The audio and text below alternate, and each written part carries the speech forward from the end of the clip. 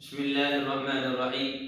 ناظرین، آج ہم بات کریں گے شادی میں رکاوٹ کے حوالے سے، بندش کے حوالے سے، اور جلدی شادی کرنے کا وظیفہ انشاءاللہ آج بتائیں گے۔ عموماً لوگوں کی، ہماری بہنوں کی اور بھائیوں کی شادی میں بہت زیادہ رکاوٹیں آتی ہیں۔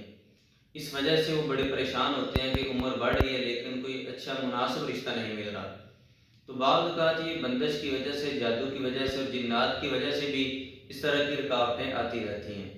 اور اس کی علامات یہ ہوتی ہیں کہ عموماً ان لوگوں کو خواب آتے ہیں، خواب میں کبھی وہ گندا پانی دیکھتے ہیں اور کبھی اپنی شادی دیکھتے ہیں اور کبھی دیکھتے ہیں کہ شادی ہو رہی ہے اور کبھی دیکھتے ہیں کہ شادی ہو جاتی ہے۔ تو یہ چند ایک خواب ہیں ان لوگوں کو آتے ہیں کہ جن کی شادی میں رکاوٹ ہوتی ہے۔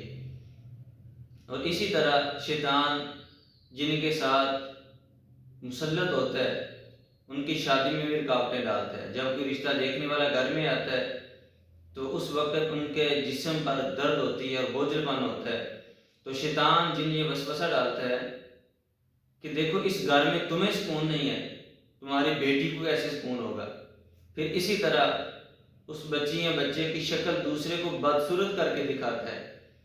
تو شیطان اس طرح کی رکاوٹیں ڈالتا ہے۔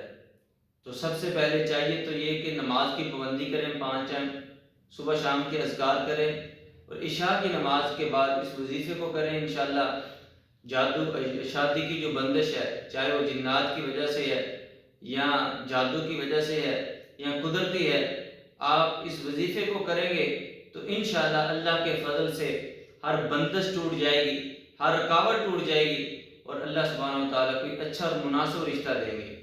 سورہ فرقان کی 23 نمبر آیت ہے۔ اعوذ باللہ من الشیطان الرجیم، بسم اللہ الرحمن الرحیم۔ وَقَدِمْنَا إِلَى مَا عَمِلُوا مِنْ عَمَلٍ فَجَعَلْنَاهُ هَبَاءً مَنْثُورًا۔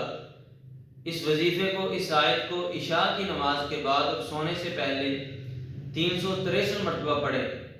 تو اگر جادو کیا گیا، جس جوڑ کے اوپر جادو کیا گیا ہوگا، اللہ کے فضل سے جب آپ اس وظیفے کو پڑھیں گے، وہ جادو، وہ بندش، وہ رکاوٹ اللہ کے فضل سے، اللہ کی کلام کی طاقت سے ختم ہو جائے گی۔ اس وظیفے کو اتنی دیر تک جاری رکھیں جب تک کوئی اچھا اور مناسب رشتہ نہیں ملتا یا جب تک شادی نہیں ہوتی۔ تو انشاءاللہ اللہ تعالیٰ بہتر فرمائے گا۔ وما توفیقی الا باللہ۔